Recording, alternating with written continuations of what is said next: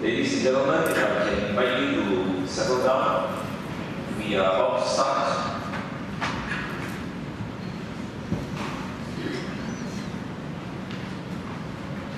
A very good evening to one and all. Welcome to the National Library and welcome to this event. My name is Joseph Liao. I'm from NTU, Nanyang Technological University. And we are, of course, very good friends with the National University of Singapore. Hence this collaboration here, which also includes our friends from SMU and further afield from ISIS as well, and control history. Yeah. So it's a diverse set of speakers or people that we have here this evening. But the star, of course, is good friend Jamie Davidson. Associate Professor Davidson is from the Political Science Department at NUS, and the reason why we are here is because he has just published a very important, very timely book on Indonesia, assessing Indonesian politics in terms of the, if we can call it, the democracy turn over the last couple of decades. Obviously, like I said, very timely because we are in the home stretch of the campaign for the presidential elections coming up. Not just the presidential elections, of course. We know that there's something like 20,000 or so provincial, parliamentary, local government elections, all taking place on the same day. So, with regard to how robust the procedures of democracy have become in Indonesia, what the upcoming election is a good reminder or good test to see just how robust it is. But of course, we know that democracy is not just about procedures and practices, it is also very much about principles, and I think that is indeed the substance of this monograph that Jamie has produced, a very clear take on some of the progress made, but also the challenges and the risks of backsliding, if I may. And so it is an important monograph, and I think Jamie is all geared up to share at least some snippets of it over perhaps the next 30 minutes or so. After that, we will have a panel discussion, and we have three very capable, very eminent people who will be commenting on various aspects of the book. We have Dr. Colin Fox from SMU. We have Dr. Siwagi Nama Negara from ISIS Yusuf Ishak Institute, and of course Mr. Ahmad Sukasono from Control Risk, all very much authorities in their own right on this question as well, this issue as well. So without further ado, can I invite Jamie to share some thoughts on the book with us. All right. Good evening, everyone.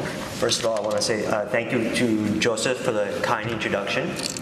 I would like to thank the National Library for hosting this event. I would like to thank Faculty of Arts and Social Sciences at NUS for helping to put on the event as well, particularly Andrew, who's around here, who did a great job in helping get the event off the ground. And lastly, of course, I'd like to thank you for taking your time out of your busy schedule to listen to me discuss today. What I'm going to talk about is, as Joseph said, this new book, a small book, but a book about the last 20 years of democracy in Indonesia. I would also like to say that I'm not going to offer a strict electoral analysis. This evening, we can obviously talk about it in Q&A. I'm not going to talk about it too much, largely because I want to use this opportunity to think about something maybe broader than just electoral talk. I want, second of all, It's hard to talk about it when it hasn't even happened yet. And third of all, there's a lot of very smart, very capable people doing very close election watching. So sometimes I like to do something a little different, and I can read their analysis as well as you can. So what I'm going to do tonight is I'm going to basically read some sections from the book. I'm going to read a little bit from the introduction that will help establish some of the arguments. And then I'm going to read the conclusion, which will get us to contemplate about what the last 20 years in Indonesia has meant and what maybe the next 20 years might mean. So it has now been 2 decades since Suharto left office, and democracy replaced dictatorship. Elsewhere, scholars have deemed 20 to 25 years an appropriate point in time to look back and to assess the many facets of regime change. So what this book does is explore how Indonesia has changed and how it has not. And what I tried to do is advance a few arguments in the book. Tonight I'm going to talk about 2 in particular. The first argument suggests that Indonesian democratization looks strong in comparative perspective, but that it looks much weaker when viewed up close. So if we count next week, post-Soeharto Indonesia will have held 5 national parliamentary elections, 4 direct presidential elections, and more than 1,000 local elections. Democracy across this sprawling 17,000 island nation has shown resilience. The rotation of elites through office has been largely peaceful, and most Indonesians view the electoral process as fair and legitimate. Remarkably few citizens have been killed in direct connection to the elections, as they, especially journalists, have in the older democracy of the Philippines. There has also been nothing comparable to the extrajudicial killings of civilians by state agents, as many as 13,000, although recently I've heard estimates as high as 20,000, that President Rodrigo Duterte has encouraged with his war against drugs. Disproportionately, this spree of state violence has targeted the urban poor. Indonesia's press is relatively free, and none of the post-Soeharto presidents has been embroiled in corruption scandals like that in nearby Malaysia, where the former Prime Minister Najib Razak has been accused of misappropriating more than $700 million in state-related funds. Electoral manipulation there in favor of the once ruling UMNO had been rampant, with severe gerrymandering a favored ploy. The manipulation helped this party and its electoral allies maintain parliamentary control from the 1950s, when the elections were first instituted, until 2018, when the opposition won a stunning electoral victory. In neighboring Singapore, the domineering PAP has used similar tactics to win elections uninterruptedly. Meanwhile, Vietnam does not even hold national-level elections. It remains a one-party authoritarian state. And in Thailand, the military, unlike its Indonesian counterpart, continues to stage coups whenever it perceives political stalemates as insurmountable. The military staged its latest coups in 2006 and 2014 and has applied draconian laws to stifle dissent, irrespective of the election that happened a couple of weeks ago. It was in many respects quite farcical. To Thailand's west, Myanmar's military, in power since 1962, took the world by surprise when it initiated a transition toward democracy in the isolationist country. Here, however, political liberalization has helped to ignite a virulent form of Buddhist nationalism that has resulted in the murder of thousands of Muslim Rohingyas and the forcible displacement of hundreds of thousands more from their home province in the country's west. Refugees have recounted horrifying atrocities. Farther afield, Turkey and Indonesia had been celebrated as a model of Muslim democracy until Islamist President Erdogan made a power grab as a result of a failed military coup in mid-2016. For more than 2 years, the country remained under a state of emergency, and his regime arrested some 50,000 opponents. Post-Soeharto Indonesia has also not experienced the sharp reversals, at least not yet, that have plunged countries of the Arab Spring, except Tunisia, back into harsh authoritarianism. Indonesia's democracy, however flawed, has also outlasted efforts of institutionalizing open politics in another vast, multi-ethnic polity with a marked despotic past, Russia, who said making democracy work was easy.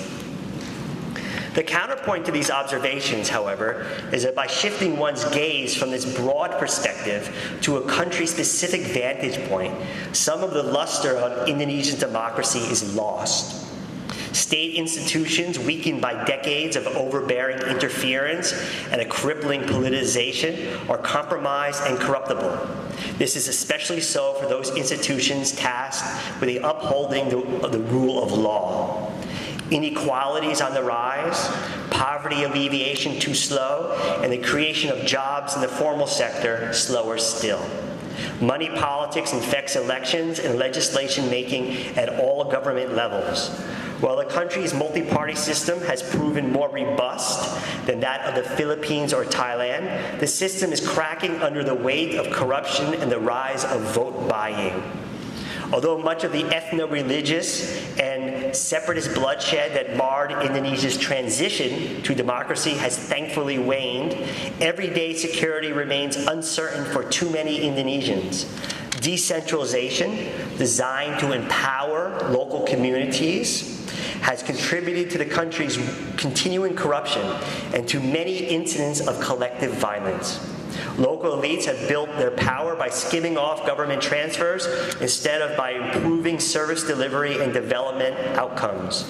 Growing sectarianism threatens civility and civil rights, especially of minorities. And although the military no longer determines policy on most civilian matters, its informal power rightly worries advocates of civilian democracy. My second argument moves beyond the primary comparative project of assessing whether today's Indonesia has or has not changed from the Suharto or the New Order period. A change in continuities framework has dominated post-Soeharto Indonesian studies. Scholars identify or show how specific legacies of 3 decades of dictatorship have survived the transition, or conversely, demonstrate how emergent developments and dynamics have since overwhelmed or buried such legacies. A typical answer is that there has been a bit of both, hence the approach's other name, changing continuities. But to my mind, after 2 decades of fruitful findings, this analytical exercise has run its course. 20 years after Suharto gives us ample time, context, and evidence to establish discrete temporal periods within democratic Indonesia. The changing continuity schema mistakenly conceives the New Order and post-New Order periods as monolithic, glossing over the deep changes that occurred within each historical era. For example, there's little appreciation of the evolution of the methods and tactics Suharto deployed to dominate the country for more than 3 decades. This framework commits a similar mistake in portraying the post-New Order era. So I make the case that the post-New Order era can be divided into 3 main periods. The first one corresponds with the first chapter of the book, and I call that innovation.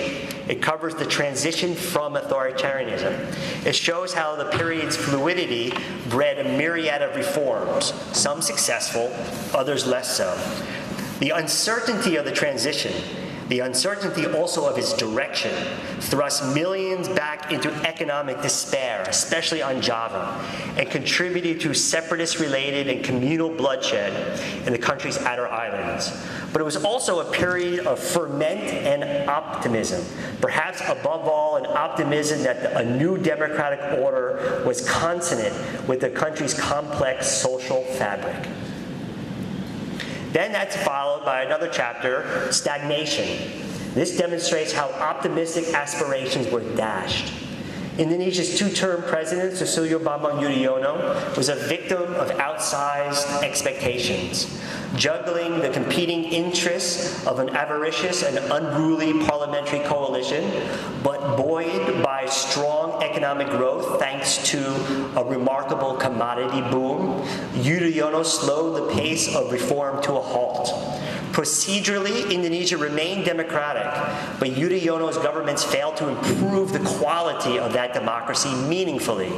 In fact, attacks against minorities indicated that some gains were being reversed. Finally, we reach today's time, polarization. And in the book, I detail how a potentially destabilizing divide has emerged in the post-Yudhoyono period. Indonesia's current president, Joko Jokowi Widodo, is both cause and effect of the severing of political Islam and pluralism and their division into opposing camps. Of course, any dichotomy misses cross-cutting alliances and obscures rifts within each bloc. For example, leaders on both sides claim to be ardent nationalists. While the struggles over material resources in democratic Indonesia has been unceasing, if not debilitating, this book tries to explain the progression from contestation over the design and control of governance institutions to fierce politicking over the state ideology, national identity, and citizenship. And this conflict has amplified as Indonesia has prepared for its fourth direct presidential election next week.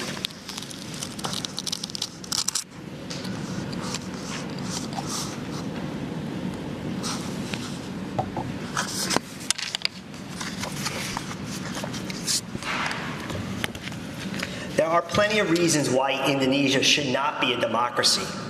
Impediments highlighted in the academic literature are found in abundance in this archipelagic nation state. Extreme ethnic and religious heterogeneity, a Muslim-dominant population, low development, below $4,000 US per capita GDP, rich natural resource endowment, growing inequality, weak institutionalization of constraints on executive power, and a neighborhood of checkered support for democracy.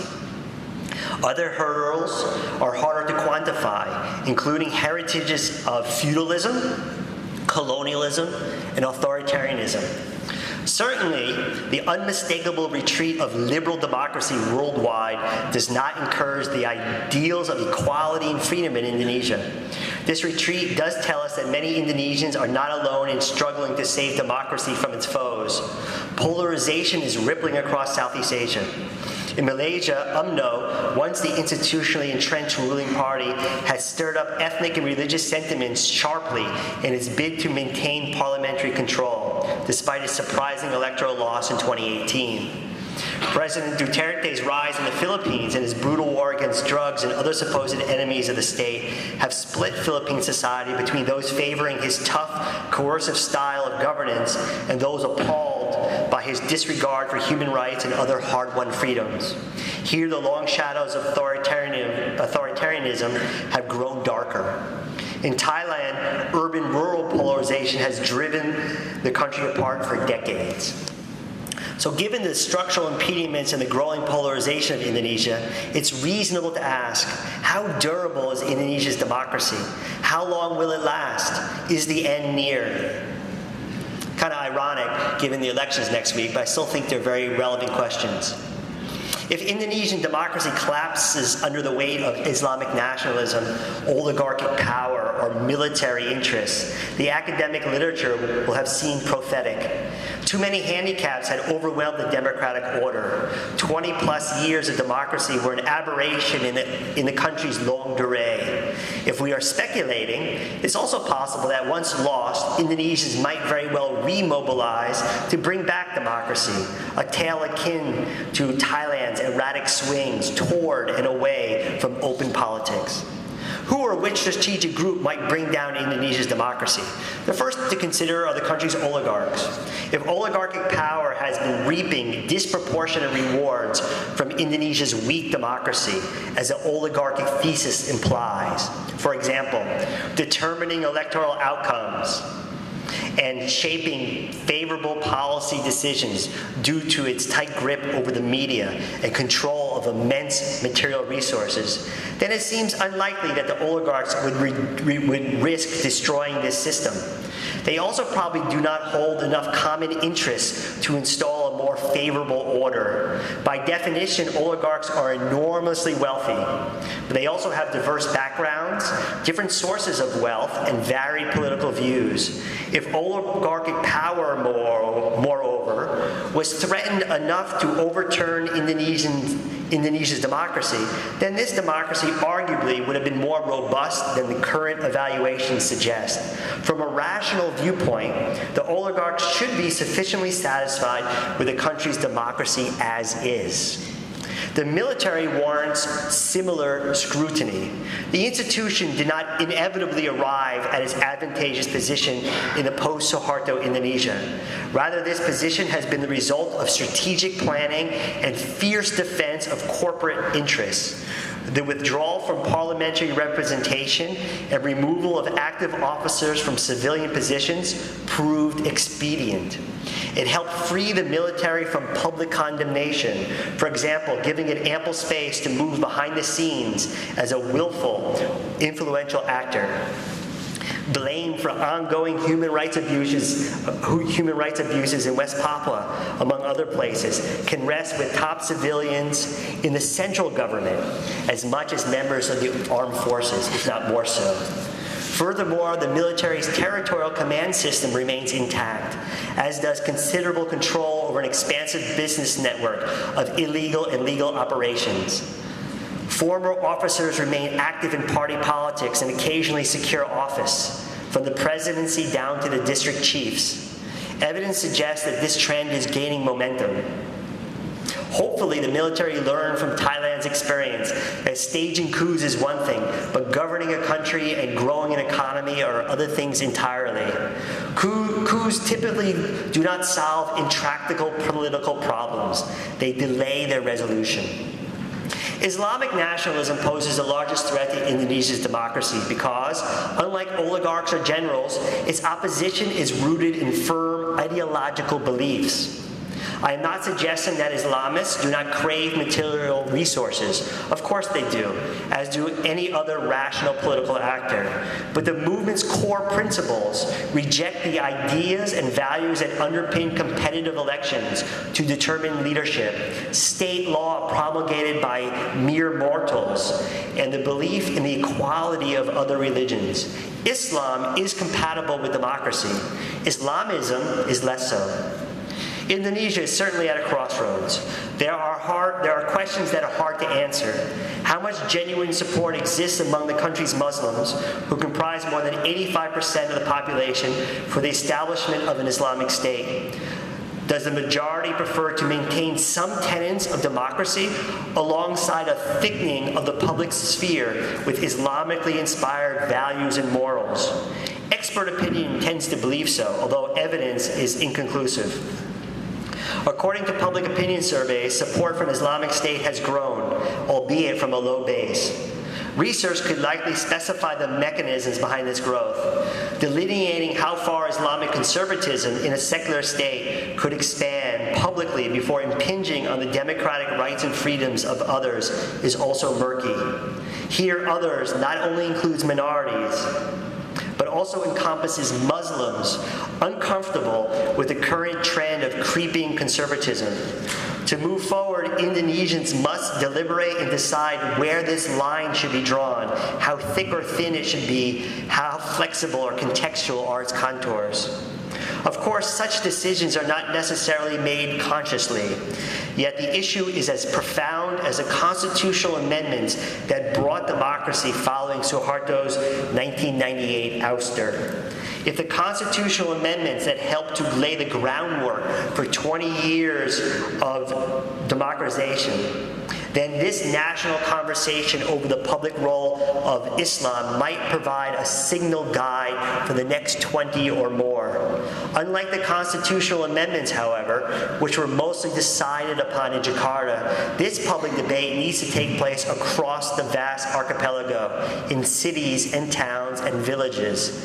all Indonesians have a stake in its resolution.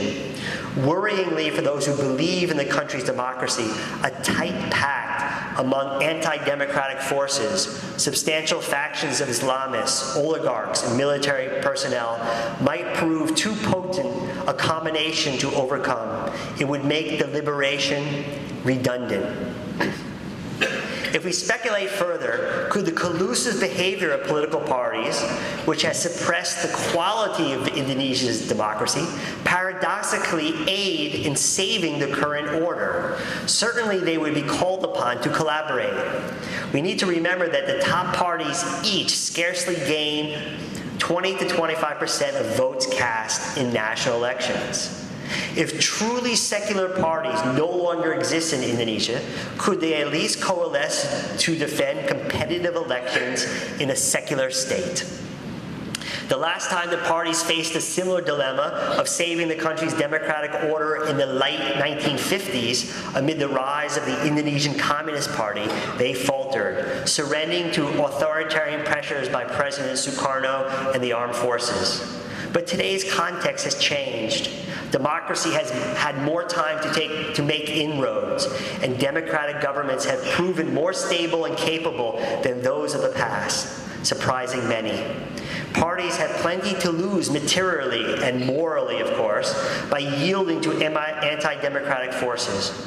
Decentralization, another decisive component of the country's democracy, has been an effective integrative mechanism. Is it capable of doing for democracy what it has done for integration? Prabowo and his allies have already unsuccessfully tried to scrap local direct elections. Will there be enough will to thwart a second attempt?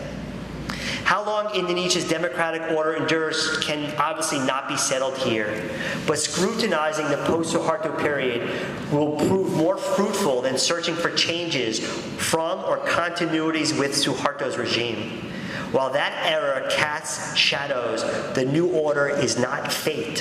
What happens to Indonesia's democracy will likely have more to do with developments and dynamics of the post-Soeharto era. Attempts to understand whither Indonesia will do well to grapple with the core central logics, central tensions, and the interlinked changes among politics, political economy, and identity-based mobilizations in the post-Soeharto periods. They would look, for example, how the institutional innovation of the transition period, or Yudhoyono-led stagnation, bred in an environment that gave rise to today's polarization. Polarization is more the product of the fusion of political, economic, and societal developments of Indonesia's democratic order than that of the authoritarian one. If polarizing intensifies, it will also be progressively more difficult for future research to avoid normative implications. The space in which to conduct normal research will likely shrink. We took note earlier of supply-side obstacles to democracy, but those hindrances are perhaps better conceived as unfavorable factors, not deterministic causes. Demand-side factors count also. Researchers need to dig down to discover the precise sources of Indonesia's democratic resiliency in the face of structural constraints and ideological counter-movements. Finally, if societal grievances over poverty and deprivation, rather than ideology, are driving anti-democratic sentiments, as some think, attending to those grievances would make more sense than resorting to New Order-style repression, at least if one believes in democracy. Just how much growth with widening inequality is Indonesian society willing to accept? How many more politicized social security provisions and conditional cash transfer programs does there have to be before a pro-poor coalition in the name of social justice emerges and demands structural change? Here, two key points stand out. One is the entwinement of lessening poverty and mitigating inequality. The creation of formal sector jobs, especially in but not limited to manufacturing, is critical. Overemployment in food crop agriculture and in the formal sector leaves too many Indonesians without a steady stream of sufficient income. And those who have barely escaped poverty remain vulnerable to sudden price shocks of staple goods and susceptible to medical emergencies that often wipe out hard-earned savings. Vicious cycles for tens of millions of poor and near poor must be broken.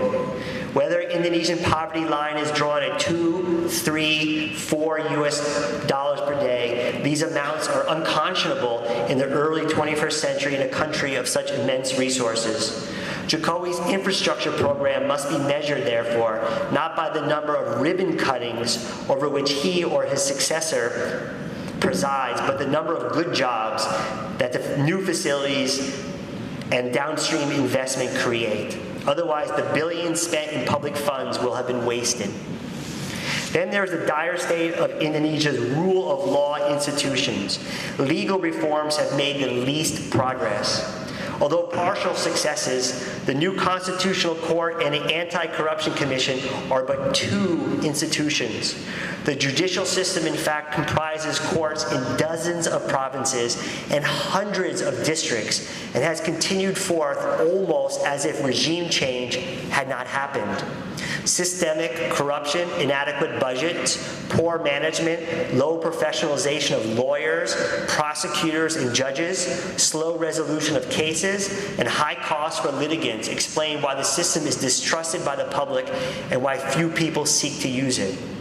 The legal system's unreliability also deters needed private investment. Instead, investors are forced to craft ad hoc, particularistic arrangements and protections with local power holders. While this approach to contracts and property rights can prove productive for the brave-hearted, it is clearly a second or third best solution.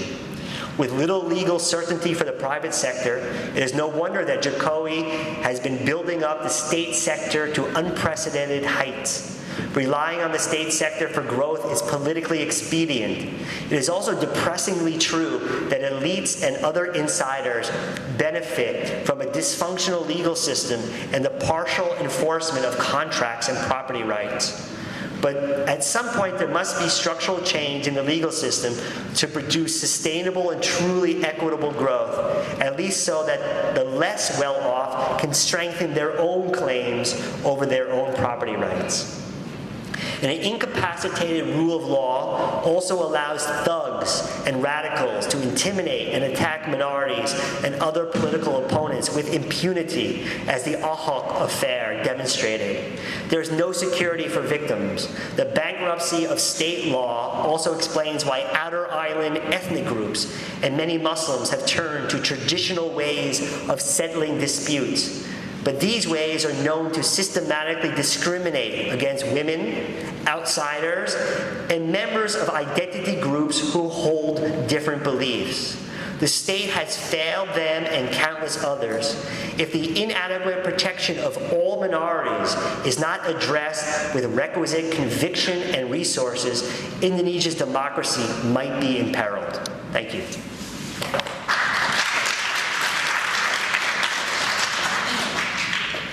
Thank you, Jamie, for that presentation of the book. Very clear-eyed, very balanced. Now we'll turn to the panelists, and I think you've all been allocated about 10 minutes to share your thoughts and reflections. So we'll get straight to it. Maybe we'll start from this and we'll go down. Yeah, you can go ahead first. You can use the podium.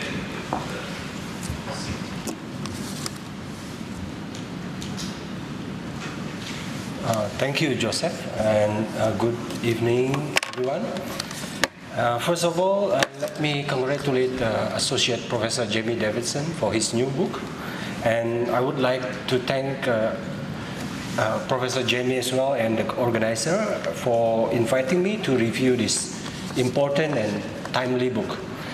And the launch of this book is really special, as Joseph has mentioned that Indonesia in a few weeks, in 1 week time, will enter the election cycle, and that will set the political stage for the next 5 years.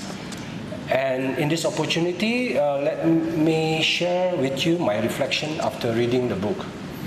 I have to admit that I'm not a political scientist, I'm an economist, but to me, the book is a very fascinating and insightful reference to reflect on the progress and or regress of democracy in post-Soeharto Indonesia.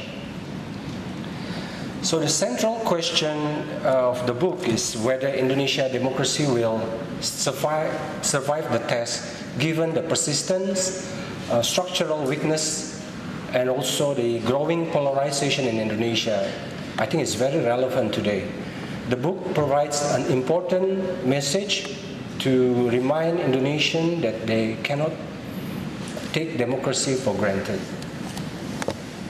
And what is interesting, the book has identified the post-SBY era as an era in which there is a greater polarization in Indonesia.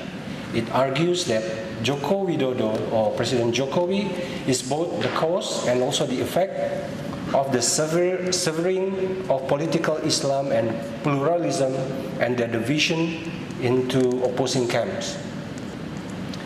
Moreover, the book also argues that Islamic nationalism poses the largest threat to Indonesia's democracy. This is because of its firm ideological beliefs. And in fact, during Jokowi's time, we see the rise of political Islam in the election campaign. That some of them demand for an Islamic state or elect only a Muslim leader. And even Jokowi has to accommodate the demand from the conservative Muslim groups to select his running mate. So one may be worried if this trend of polarization continue or getting bigger after the upcoming election. And as Professor Jamie mentioned, that if polarization intensifies, then this will threaten the survival of the Indonesian nation state. So the book has cautioned that more and more Indonesians were dissatisfied with Western-style democracy. And these people appear to long for a return of stability and order like under Soeharto. And recently we see a return of New Order style of systematic state intervention by using Pancasila as a uniting ideology to counter the Islamic nationalism and to maintain pluralism. But the question is whether Pancasila will work this time. The book argued that Indonesia's democracy is still in the process of consolidation. This is because the country is still struggling to build its human resources, the institution, bureaucracy, and infrastructure to support its young democracy. And talking about consolidation, I remember that once President Jokowi himself reiterated that what his successor has said, that the country's democracy has gone too far. Demokrasi sudah kebablasan in Indonesian term. He referred to a growing intolerance and widespread alternative ideologies such as radicalism, fundamentalism, terrorism, and so on. He believed that those ideologies, if they are left unchecked, will threaten Pancasila, the state ideology.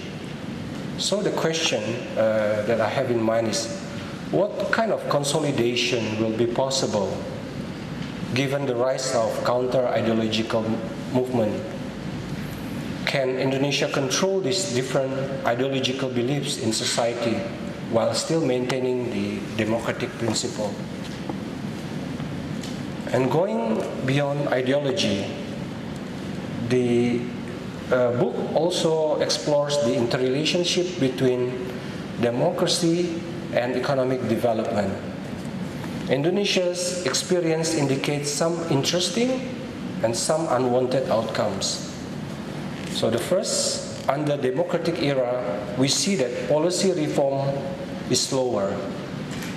This is because the larger number of veto powers in policy-making processes. In some aspect, reform has been difficult or seemingly impossible. For example, the case of changing the labor law. And also, policy reform in the judicial system has not shown any significant progress. And as the book mentioned, that this judicial system is still marked by systemic corruption, poor management. As a result, public trust to the judicial system remains very low. And the second interesting fact is that under democratic era, policy time horizon are shorter, as determined by political cycles. And the most obvious example is public sector infrastructure expenditure. So we see governments appear to be reluctant to commit resources to projects that will benefit future administration.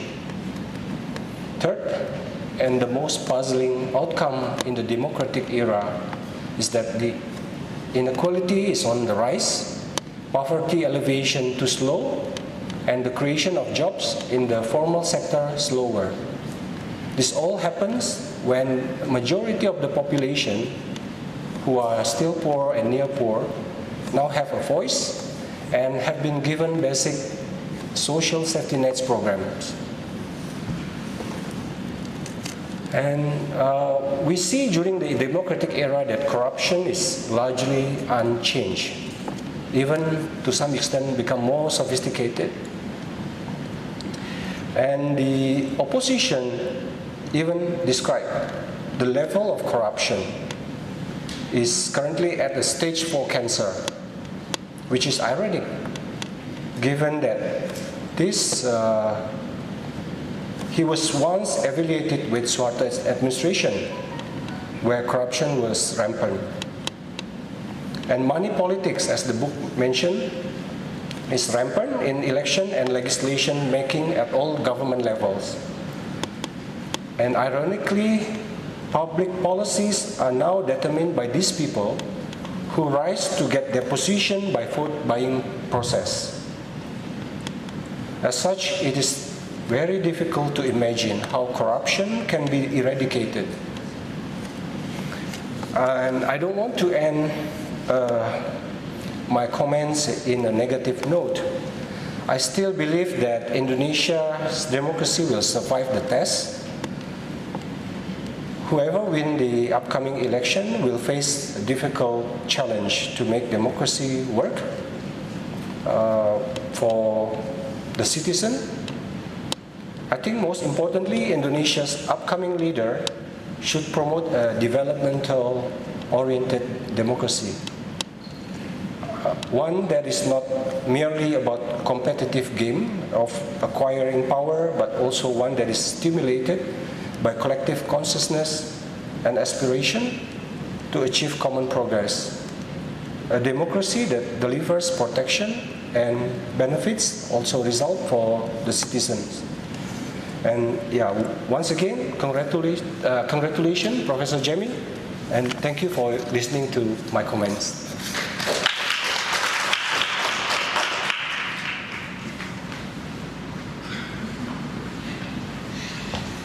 Hello. My name is Colin Fox. I am a professor of political science from SMU. And I'd like to thank Jamie and the organizers for the opportunity to give a few comments. As you know, the book, it's part of the Cambridge Elements series on Southeast Asia, and I recently heard that this series is actually Cambridge's best-selling elementary series. So that's really encouraging. I'm sure that Jamie's volume is contributing to that. But as someone who studies Southeast Asia, it's really nice to see kind of an interest in Southeast Asia and particularly an interest in Indonesia. So I went to Indonesia back in 2009, and at that time I was doing dissertation research on identity politics. I was familiar with Jamie's work at the time because he was writing on ethnic conflict and ethnicity in Indonesia.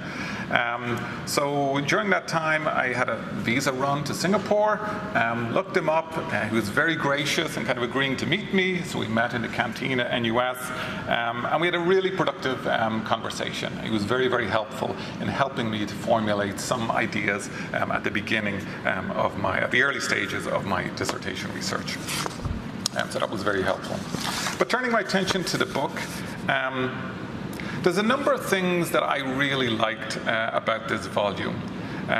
First, I'll say that it's packed, it's full of insights and details on Indonesia's political and economic development over the last 2 decades. And I think that Jamie really kind of skillfully walks us through these 3 separate eras, which he nicely kind of separates out. It's not terribly, a long book, but I was actually really surprised at how much I learned from it, in particularly the political economy sections. I learned quite a bit from that. And there's also a real breadth of knowledge that's gone into the book. It covers politics, political economy, and identity-based mobilization in all of these eras. And I think it takes quite a bit of experience to really write a book like this. In his early work, Jamie has written extensively on conflict and identity issues at both the local and national level. But in recent years, he's done more extensive research on political economy issues, particularly agriculture and infrastructure. So I think he was one person who was in a really kind of unique position to write a kind of broad book like this that could give a kind of a bird's eye view of Indonesia. Third, I think the book goes beyond looking at the similarities and differences with the Suharto era, which Jamie talked about. This is really refreshing. Jamie takes a comparative perspective. He compares Indonesia with its neighbours, and rightly so. One of his conclusions is that Indonesia has performed quite well in terms of its development when we put it in this comparative context. I would also add that if you compared Indonesia to other countries that started off at a similar point when they were transitioning to democracy, it has kind of performed very well in comparison to those countries as well. At the time of Indonesia's transition, there was really good reasons to believe that the transition would fail. It was in the middle of an economic crisis. GDP per capita was very low. There was communal and secessionist conflicts breaking out. And the country had a very long history of authoritarianism. On top of all that, in the 1999 election, you had thousands of candidates competing in an election, and most of them had no kind of idea or no experience of democracy. But against all odds, democracy did prevail in Indonesia. But that, however, obviously is not the end of the story. And here, I think Jamie's book reminds us that democracy, first, doesn't automatically lead to economic development. And second, democracy is something that remains highly contested. So I get a feeling he's kind of a little bit against that idea of consolidation of democracy that's kind of continually kind of contested over the years. He describes the Yudhoyono era as a period of stagnation. Reforms ground to a halt, and many opportunities for economic development were squandered. In addition, some of the old problems, such as corruption, inequality, and everyday security, they all persisted. So in this respect, I think the book offers a sober account of Indonesia's development. It's able to acknowledge the successes, but also explain some of the failings. The latter chapters on the current era I found most interesting, and they deal with the contestation between political Islam and pluralism and the future of democracy in Indonesia. In particular, Jamie ends the book with the big question in Indonesian politics today, and that is, how durable is Indonesia's democracy? In thinking about this question, Jamie focuses on Islamic nationalism as the largest threat to democracy. But more than that, he notes that Islamists would likely need to pact with oligarchs and the military. Now, there's a number of factors that make this kind of durable authoritarian pact unlikely. I think Jamie points to the collusive behavior of political parties, that political parties have a lot to lose yielding to anti-democratic forces. But I think there's a number of other factors that matter as well. And I'm going to mention 3 of them. So first, over the last decade or so, there's been what has been described as a mainstreaming of Islam in Indonesian politics.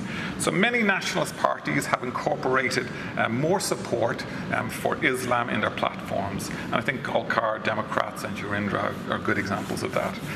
But even you could look at Jokowi's choice of running mate, that can be seen as part, kind of more broadly, of this kind of mainstreaming process. Now, this may represent a compromise that most moderate Muslims in Indonesia would be satisfied with. Possibly it provides enough moral Islamic guidance in politics while preventing the need for more of an extreme turn to the right. And there's evidence, I would argue, that this strategy works. To date, these, what could be termed as nationalist religious parties, they have performed much better than the purely Islamic parties at the polls. And I think there's a possibility in the upcoming election that parties like P3 and PKS are not going to do very well at all. Second, I think that decentralization undermines polarization. At the local level. So currently, fiscal and political power is decentralized largely to the district level, that's Kabupaten and Kota. And local elites really benefit from this decentralization. It gives them more control. It offers political candidates incentives to run personalized campaigns that are tailored to their constituencies. And in these campaigns, these larger national divisions that foster polarization are less clear and probably less relevant as well. Fiscal decentralization also offers local elites more control on local revenues, and this includes opportunities for corruption. So overall, these local elites have a vested interest in an Indonesia that's democratic and decentralized. And I think they would resist any kind of re-centralization of power around some small group of authoritarian leaders. Third, and this is my kind of final point on this, one of the main reasons for the heightened levels of polarization in recent years was the election campaign, of course, in Jakarta. But I would argue that this is an unusual event for a few reasons. First, if you look across Indonesia, it's actually extremely rare to find a non-Muslim candidate like Ahok running for a regional head in a district or province that has a large Muslim population. Never mind one who's actually a favorite, as Ahok was. Second, there was Ahok's blasphemy allegation, which really ignited the movement against him and brought Islamic politics to the fore. And then finally, on top of all of this, it was Jakarta. So Jakarta is the capital, and this attracted maximum attention. So this kind of event, I would argue, is actually fairly kind of unlikely to repeat itself. So overall, while there may be setbacks in Indonesia's democratic journey, I think there are good reasons that democracy in some shape or form will continue in Indonesia. So to conclude, I think Jamie's book provides a very accessible but detailed account of Indonesia's last 20 years of democracy. But more than that, it provides us with a way to think about the future of Indonesia and its economic and political development. Thank you.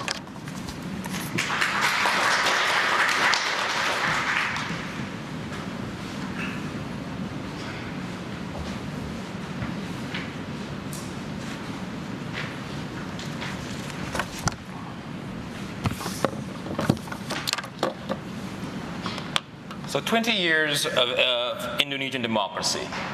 I really need to thank Jamie for writing this book and remind me how old I am.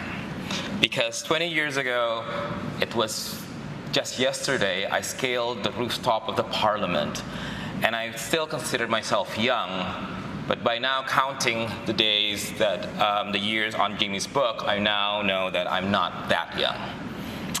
So I want to talk about three things. First, I want to talk about youthfulness and insecurities before I talk about the book. The second point would be what I really like about the book.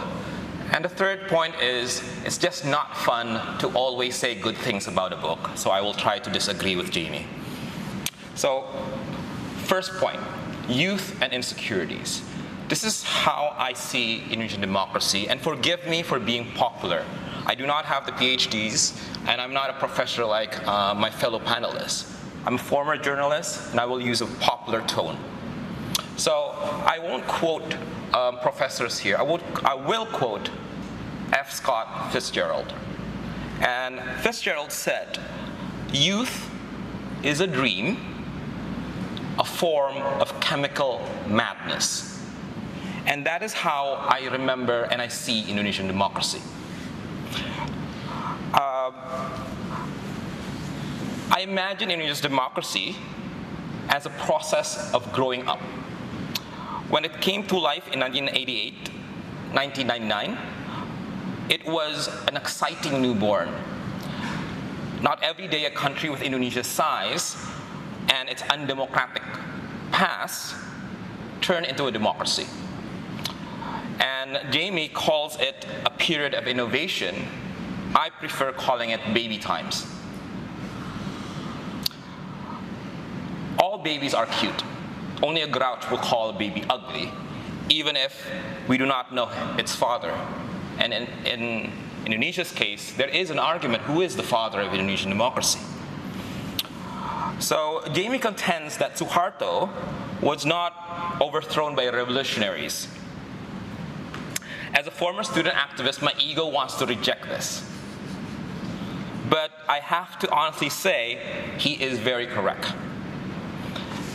Suharto resigned under pressure of his own former loyalists who decided he was untenable. This includes those in the army, those in the cabinet, and also in the parliament that actually gave him his 7th term. So the result is, the Indonesian democracy was partly created and engineered by those with undemocratic past, with feudal tendencies, and the elites that Suharto nurtured. The students' utopian call for generational cleansing, we call it potong satu generasi, cut one generation, never took off. It flopped. It was very unrealistic for us to demand millions of bureaucrats and politicians who accepted Suharto's indoctrination for 3 decades to just voluntarily leave the arena and allow students, activists to take over. The Indonesian baby has never been cute, because undemocratic and feudal entities and individuals like Golkar, even Megawati Sukarno Putri, generals, and tycoons who backed Suharto were involved in its procreation. Some say now Indonesian democracy is at a crossroads, young, majoritarian, and procedural. I will use the word juvenile. It's no longer cute, definitely, but let's ask ourselves when we were young. Let's remember, did we make perfect decisions? And what I remember from my youth was it was a combustion of emotions. It was an awkward growing of limbs. It was a time to test physical and mental limits. I blundered, I made mistakes, and I think we all do during our youth. We went 2 steps forwards, we went 2 steps backwards before we can move forward again. And that is Indonesia's democracy. Indonesia's democracy is going through its own chemical madness. Democracy opened a once closed field, and that field is now being contested by various interest groups, including feudal elites that survived the transition, and they also now use democracy as their own tool. And also the 85% Muslim majority, which was not equitably represented in the control of Indonesia's economy and resources. So when we are in our youth, we are full of insecurities and tend to fear when we see others thrive by their own hard work. It's just like majorities in Indonesia at the moment. They fear the minorities. So the Muslim majority and the masses in general are still very uncomfortable with this new game called democracy. and they are unsecure, their interests will be met, and they're scrambling to find some sort of equilibrium that they could agree on. Insecurities tend to find scapegoats, and some minority groups have become victims of this democratization. Just like straight A nerds being bullied by jocks who try to understand their own metabolism and growing of muscles. While Jamie contends that Indonesian democracy is going through stagnation, I prefer to call it it's going through growing pains. And this baby is growing up into an annoying teen that is misunderstood and given fantastical expectations. Of course, in this period, this youth also misunderstands and disappoints itself very often. Now let's talk about what I like about this book. I like this book because it's unforgivingly honest in how it dissects the flaws of Indonesia's democracy. But at the same time, it continues to uphold that Indonesia is a democracy, the freest even in this region. I agree that overly comparing the vivacity of Indonesia's democracy towards others is not really helpful. Hence, I agree that the Indonesian democracy should be seen up close, like Jamie said, and it is weak indeed. It has failed to meet expectations, and it has failed to expectations of the elites and Muslim masses, not only those in the minority groups. These frustrations have led to some to experiment extra-legal means to force democratic processes to go their way. And a critical examination that breaks down all these faults in the system is very necessary, no matter how brutal it could be. I also agree that even the best institutions created and nurtured by the Indonesian democracy, they're not perfect.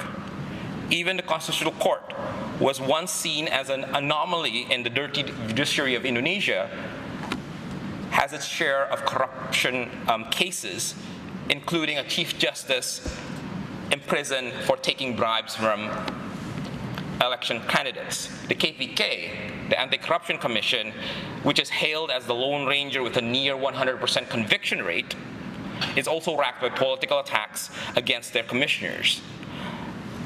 In fact, only one KPK chief has finished a full term without being implicated by the police. I even will try to argue that that person, Taufikur Rahman Ruki, made it because he was himself a former policeman. So it is correct to say that Indonesian democracy is not a given. And like anything else, like youth and human life, it can die by its own hands, by external forces, or by natural processes. That's why Jamie called the 20-year Indonesian democracy as an aberration. And I support that. It could perish again, and it could rise again. I feel Jamie's honest dissection of the events of the institutional weaknesses has high hopes and genuine expectations for the maturity of Indonesian democracy, just like a tiger mom. And this is where I disagree. I do not agree on expectations that the Indonesian democracy can or should meet the standards of a liberal democracy. If this youth called Indonesia does not want to be a doctor or a lawyer, its path should not be dictated by others. It won't be Norway or New Zealand, and telling it it could perish because of slowness in adopting a value affiliated to democracy, including full minority rights, is not encouraging. This is where we can even compare and nitpick other democratic countries, and we can say, how long did they take to include and protect their minorities? In Indonesia's case, the growing pains period requires insecurities of the Muslim majority to be addressed. Democracy at the most basic is about serving the many and majority rule, despite how empty that concept may sound. It is still the pillar of democracy. So for me, calling Islam or Islamic nationalism or Islamism as a big threat somehow forces and imposes a box or a cage for the Muslim majority that they should not demand things that their religion teaches. Demanding they take up secularism is actually what I think is illiberal. The fact that political Islam was repressed and ridiculed for the most times in Indonesia's history should make us appreciate there are acute insecurities within the Muslim majority who once were not allowed to follow their faith. While I oppose the policies and politics of PKS, Amin Rais, MUE, and all of the other conservative Islamic organizations, I think it is very important for Indonesia to allow space for their opinions to emerge and be debated. It would be better for Indonesians if intolerant views are corrected through the process of dialectics within the Indonesian society. Identity-based polarizations that we have now in Indonesia is as awkward, annoying, unpleasant phase that we go through to reach an honest assessment of how interests of the majority can be served. Putting a timeline also is not helpful because the complexity of the issue. So I see the Ahok case might be the clearest example of majority excluding minority. But at the same time, I also see that Ahok, as a minority, being able to run for the #1 regional position in the world's most populous Muslim country, in a city with a population that replicates that country. And this is worthy of appreciation. So political Islam is not a threat. It is a necessary part of the dialogue within the Indonesian nation. The end result might not satisfy us, people in this room, but it could still be a democratic product that eventually opens an advanced discussion on minority rights. Pushing the rights of minority to the throats of the majority who still feels disenfranchised and their rights are violated is not the right sequencing. The other disagreement is about high expectations on Indonesian elites, on the presidents. I don't think any of them are genuine Democrats. I think they are accidental Democrats because when you see their origins, they are indoctrinized by the Soeharto teachings. And they come from a process in which undemocratic and feudal forces partake. Yudhoyono was a general in Suharto's army, and despite his inclination now to understand better about democracy, he cannot leave his past and re-educate himself. His ability to make KPK finally having teeth, that itself is already, for me, a very shocking and pleasant achievement. That's how low I have expectation I have for the actors of Indonesian democracy. That kind of low expectation I have also for Jokowi, who has never professed that he is a human rights campaigner. Jokowi represents the mainstream of Indonesia, and the mainstream of Indonesia, to the T, supports death penalty and is uncomfortable with homosexuality. It may not sound right in a liberal democracy, but to make it right, it needs negotiation. And even Singapore is still that way, if I'm not mistaken. So Jokowi itself is not a strong president to begin with. He is restricted by a vested interest of the elites. So when he defended KPK, amid PDIP's own pressure to curtail KPK, again, I was pleasantly shocked. And all of them have exceeded my expectations. So personally and partially, I hope the Indonesian democracy outlives Scott Fitzgerald, who died when he was 44. That's my age now. Frustrating as it may be, it is better than, for me now, to light a candle, a positive candle, than curse the darkness that is now besetting Indonesia's democracy. With that candle, I would love to read Jamie's book over and over again. And I think you should too. Thank you for your kind attention. Thank you for to the three discussants. I think it's basically a second book answering all these questions. Yeah. But before you react to any of the points that they raised, maybe it's time we open it to the floor and get some of your feedback and your own thoughts about the presentation, about the book if you've seen it. Can I invite the first question, please? The microphone is coming around. Please identify yourself before you ask your question or make your comment. Hi, I'm James Dorsey. Congratulations on the book. I have questions. One is a question of definition. It's not quite clear to me what you are referring to with the term Islamic nationalism. And it's even less clear to me what the distinction is between Islamic nationalism and Islamism.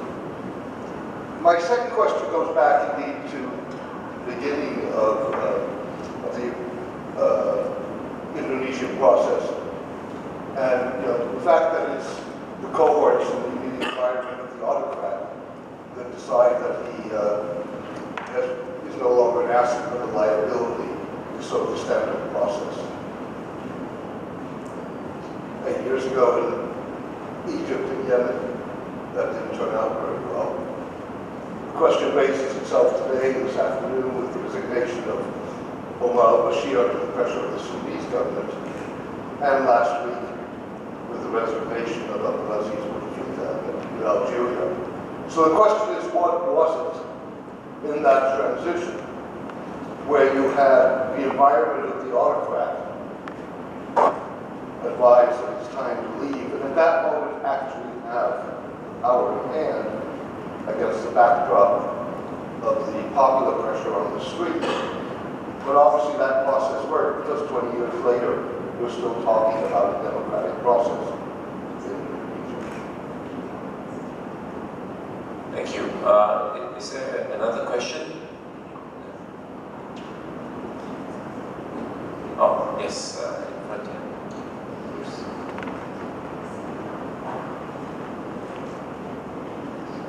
My name is Bruce Gale. I used to write for the Straits Times covering Indonesia some years ago. Two questions again.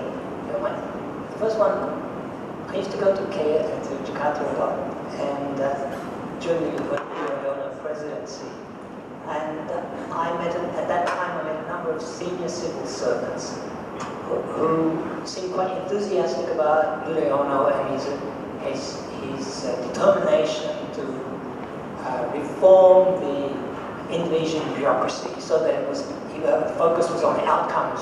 Is the bridge built? Is let's go down and photograph it, make sure it's there, that sort of thing. And it struck me that there were people within the higher reaches of the civil servants and government, supported by the president, who were really keen on doing that. And yet there seems to be now this consensus that the Widodo years were wasted years. So if that is true, why was it? What happened? Why couldn't those people at the top change the Indonesian bureaucracy in their image? Is it that nobody can change it? I mean, is it not possible? That's the first question. The other one was, there's been not much talk about Pancasila. And if you go right back to the beginning of, the creation of the nation state, Pancasila was supposed to be the national ideology. Now you hardly ever hear about it. I mean, could it again become, I know that in the Suharto years, it got a bad name because of the way it was used. But could it now become the basis for on which an Indonesian democracy could be built? I mean, I think that was the original idea, but we don't hear about it anymore. Thank you. Yeah, those are quite substantial questions. Right. To the first gentleman in the back. I thought you were going to say I didn't even define democracy.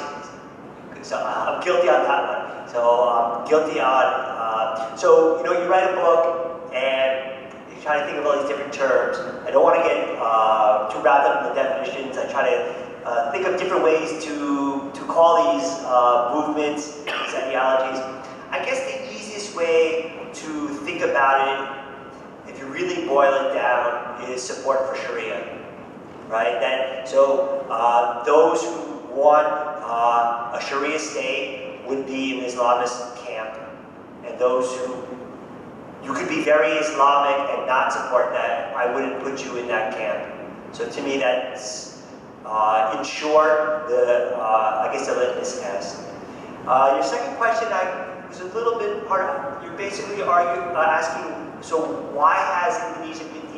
Why are we even here 20 years later still talking about it? What were the favorable components of it? It was a little bit hard to hear. What I was asking was, Indonesia obviously made a successful transition. Right. With initially the elite that was part of the autocracy, Right. forcing the autocrat out, but Right. nonetheless then moving on 20 years while you had a democratic process. Right.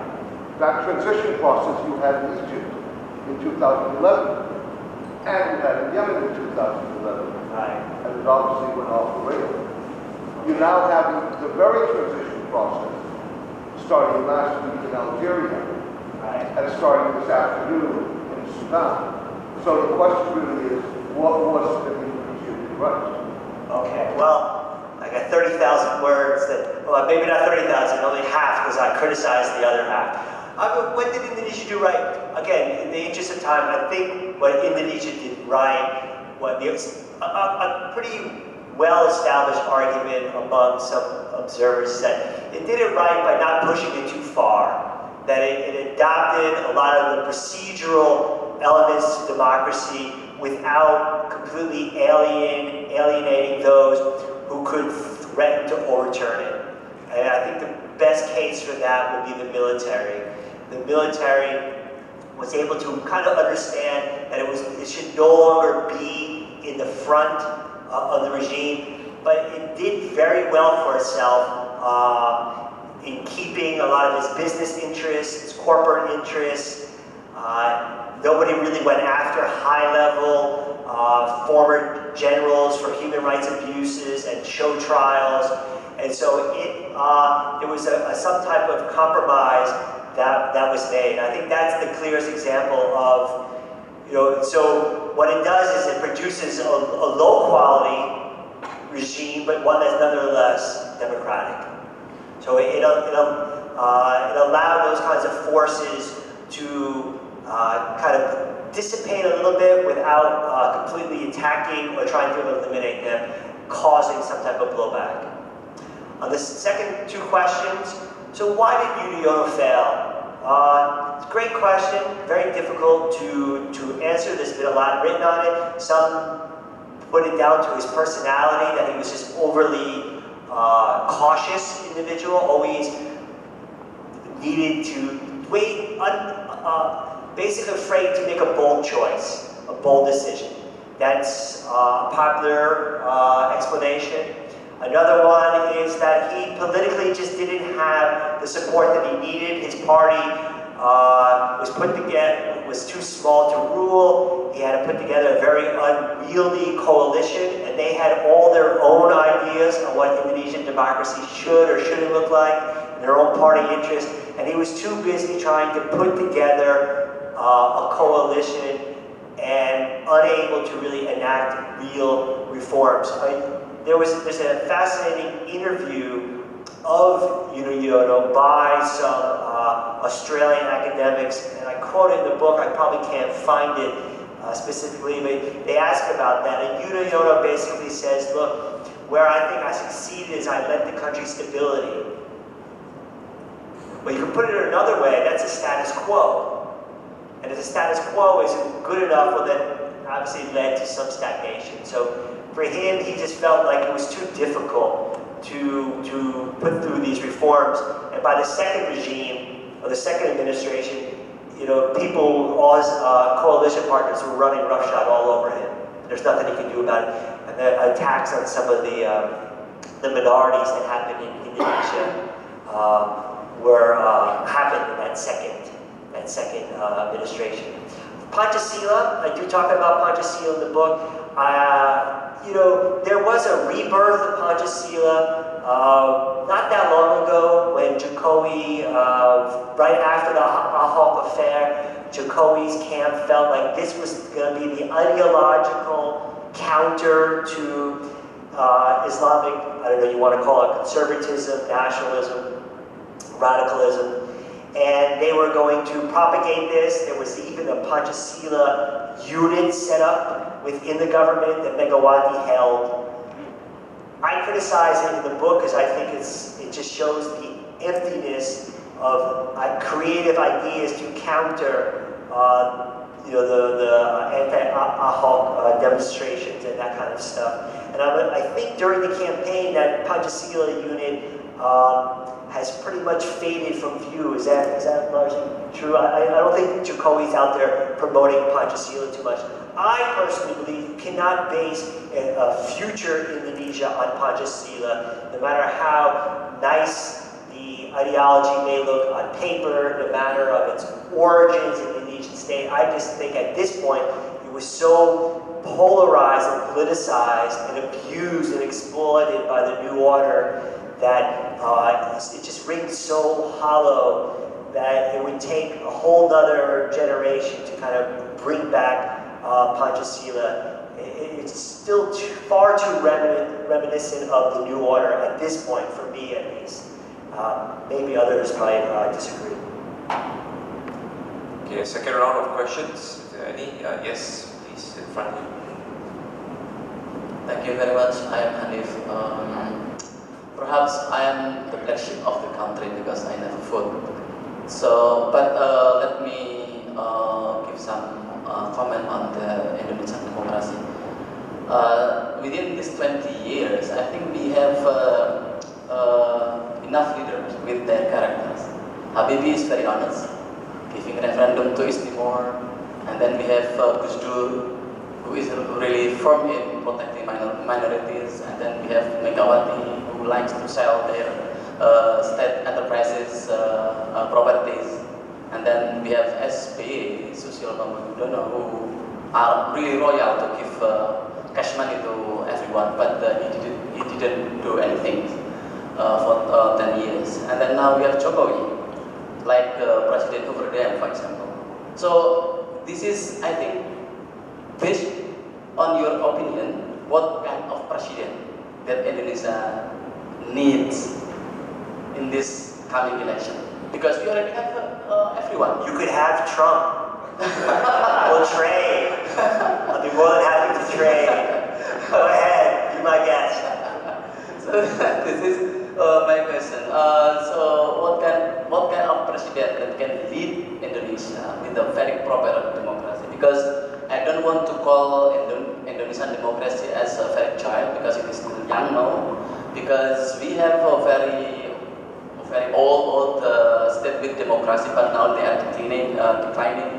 Arab Springs that you mentioned now, they are perhaps now in winter time because they have a very serious problem with the political insecurity. So I really want to know because everyone really hope that perhaps I'm not the follower of Jokowi, and also I will not vote for Jokowi, but everyone in Indonesia believe that Jokowi is the right person right now because they don't want to get the seat for Prabowo, because if Prabowo win, then maybe Cendana family will return, and it will be maybe it will be more difficult for Indonesia to establish a very good democracy. This is my question. Yeah. Thank you.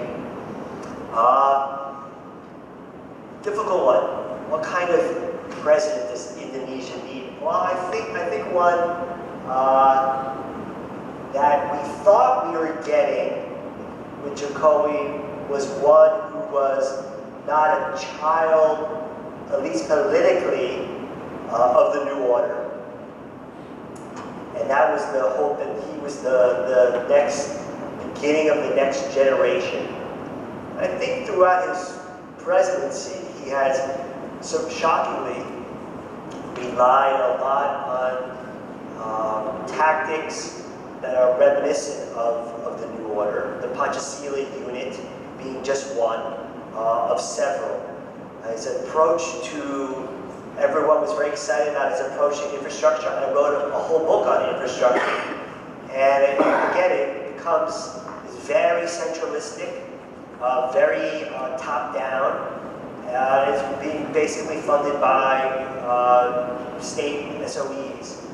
So I'm hoping, I guess, with Ahmad, as you get out of the awkward teens, what do you become when you're young 20s? A little bit more stable or still grappling? So a president that can finally break free from New Order legacies. Yeah, right? Potong satu generasi. So that would hopefully be someone, I guess, in the future.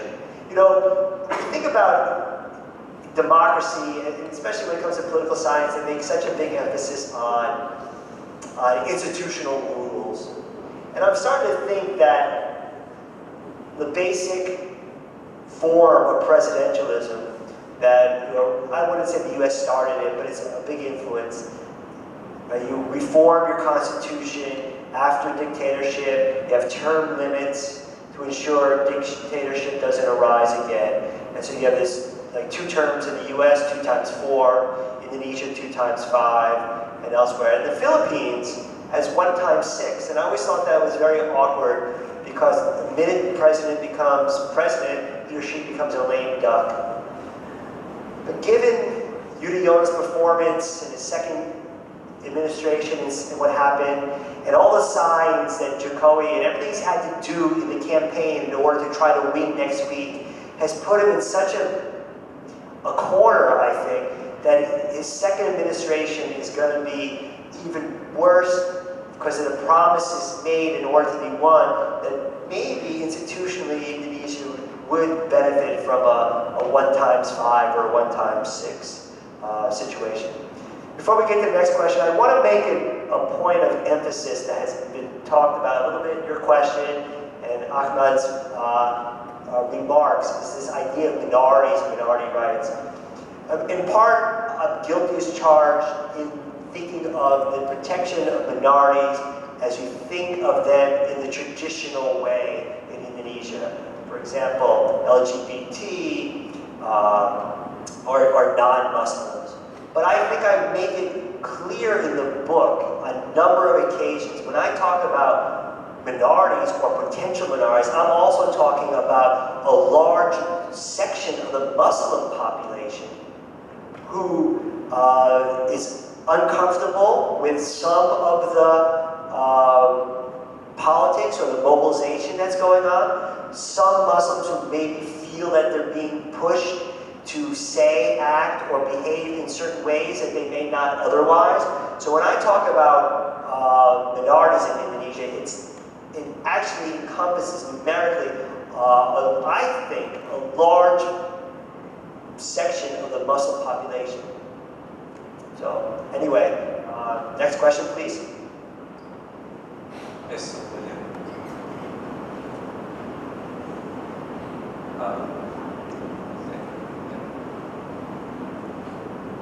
Okay, good evening. My name is Dodi. Professor Jimmy is kind of funny. I just want to by saying myself keynote. So it's just a part over here that I want to ask you that just now you just highlight about is that let's say like during New Order era, that Soeharto abused Pancasila too much. Okay, like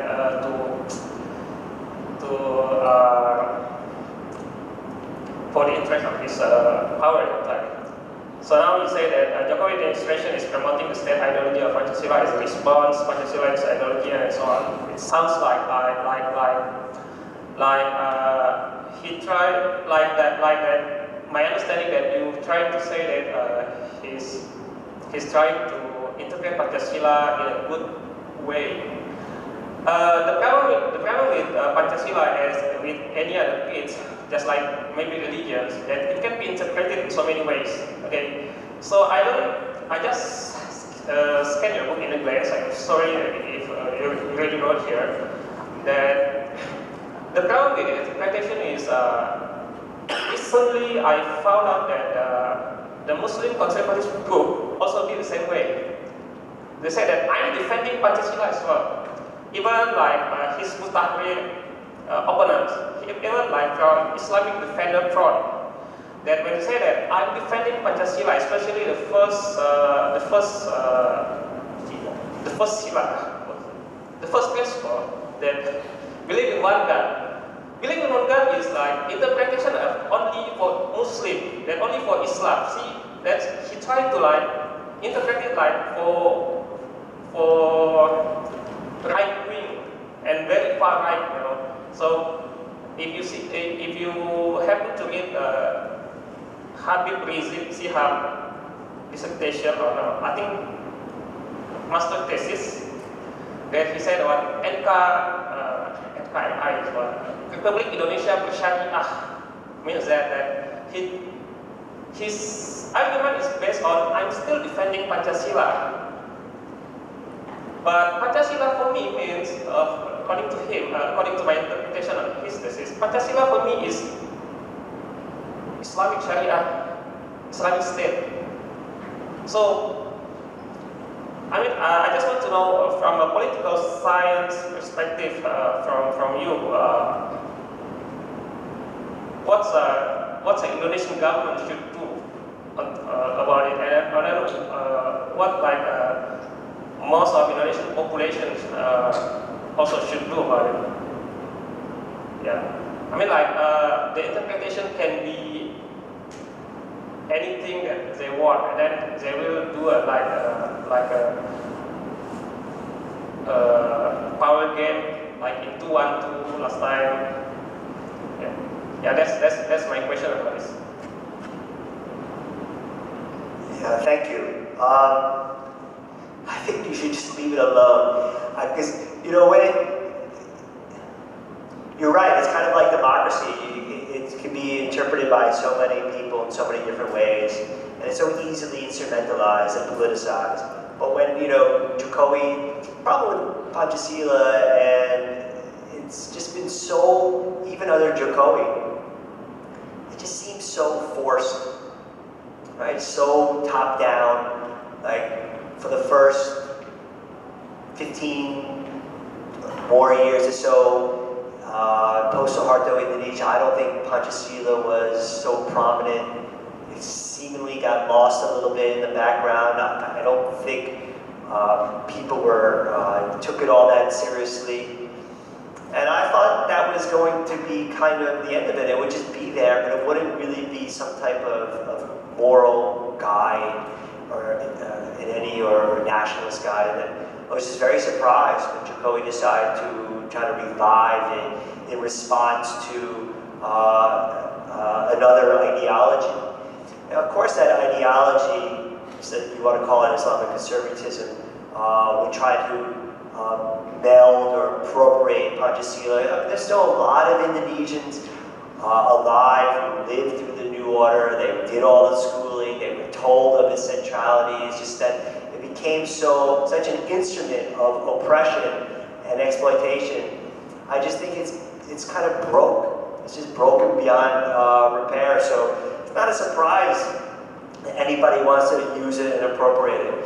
I don't really know what to do with it, to be honest with you. I wish if it was going to be used, it would be a little bit more genuine and spontaneous and meaningful, rather than always this kind of top-down government program that says, okay, now we're going to study it, now it's going to be important, why it's important, how it's important. And that, to me, loses some of its specialness through that process.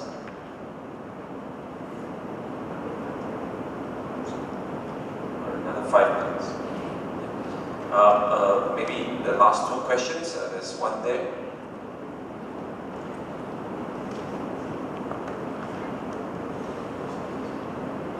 Hi, yeah, Kumar.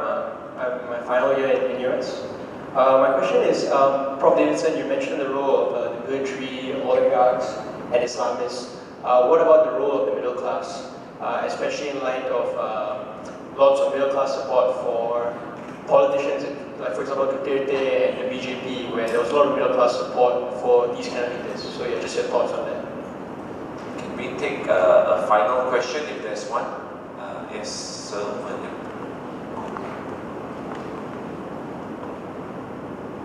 My name is Lim Chun Sing. I'm a retiree. I'm just wondering that the Islamic, it was mentioned that 85% or more than 85% is Muslim, and the Muslims I think are becoming more active in the political scene. Is there likely that they will eventually take over power and go the way Aceh is? Aceh has become an Islamic state. I mean, Islamic rule, imposing Islamic rule throughout the whole nation. Do you get what I'm trying to ask? All right, thank you very much. The middle class, yeah, it's hard to know where this is all coming from. There is certainly a lot of evidence that suggests that urban, middle class, lower to middle class support. For example, Prabowo in Indonesia, Duterte in the Philippines, even the military, like in Thailand, the Bangkok middle class. Yeah, this is certainly an issue. Historically, people did these big studies, the democratization, was the role of the middle class in promoting the ideals of equality and civil liberties. Then, of course, in Latin America, it was the role of the working class, and unions pushing it. And we have kind of found ourselves in this new era. And I think it has to do with, to be honest with you, economic insecurity. I think it's this idea that they have worked very hard and got very used to a certain level of material wealth, particularly in this part of the world that has seen quite fantastic growth in the last few decades. But in the last, decade or so, with increasing inequality, there's this fear of falling back into the abyss or lowering of status. And it's very, very nerve-wracking. And so there's not that much you can do about it. And of course, it's very easy to reach out to people who claim through different beliefs that they're going to do something about it. I mean, you just can't imagine, and it's just very appealing, and it's great politics, but there's no way that somehow Duterte killing dozens of thousands of drug dealers throughout the Philippines is somehow going to improve the lives of the urban middle class. I just don't see the connection. Those people don't even go into those neighborhoods. So now that he's killed a bunch of people, they're going to now be more likely to go to those neighborhoods? No, I mean, they're just not. So, but it has to do with, I guess people have been writing a lot now on the rise of, populism, whether that be economic, Islamic, or royal in the world. But it's a very good question. I don't see, when you talk about Aceh specifically, the whole point of the rebellion is that Aceh is and has been different from Indonesia. So and I think the way it ended and Aceh was given this special autonomy, I know some of the optics coming from Aceh may look unnerving, but I don't.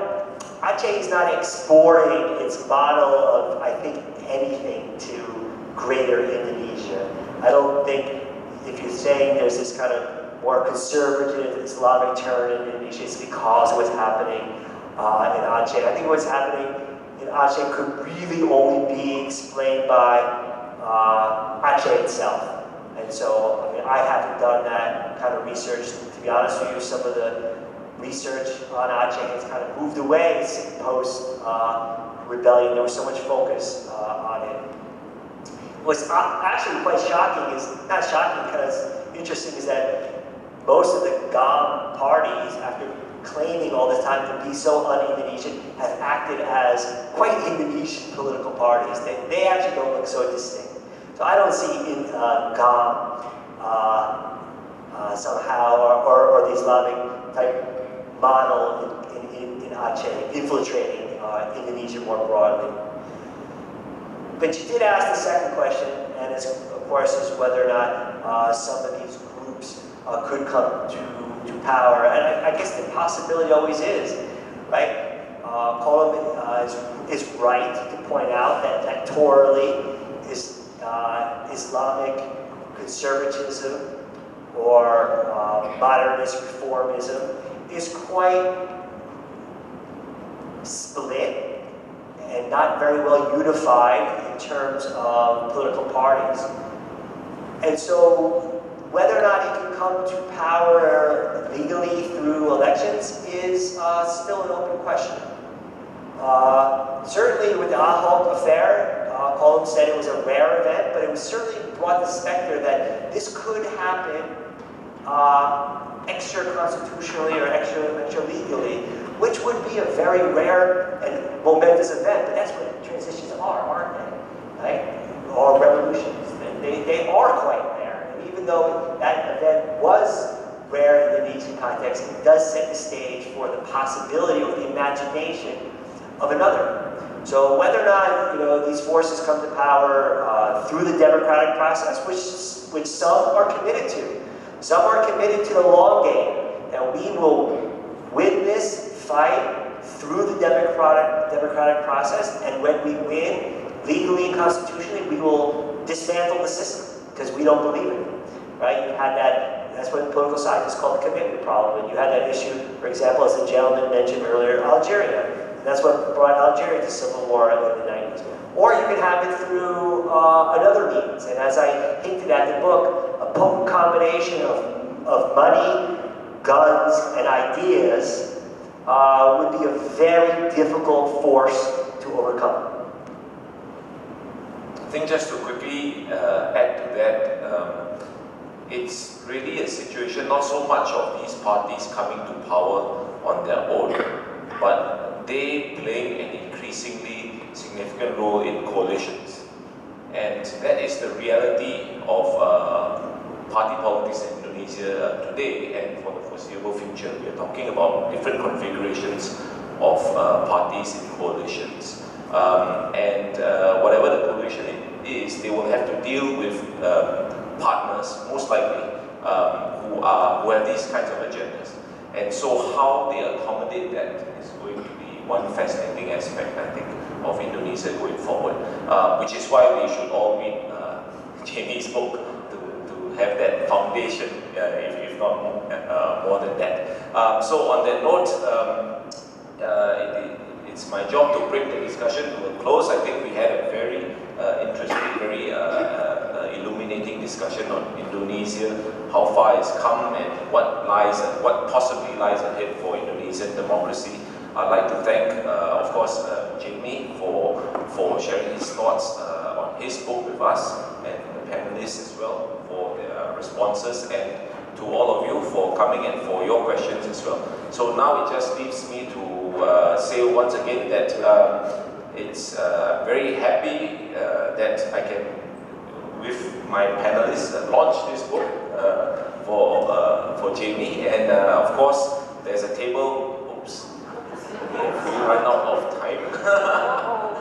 There's a table set up there where you can, I think you can get a copy, and Jamie will be seated right there to sign the books. You're supposed to, I think. So, on that note, thank you very much again, and please join me.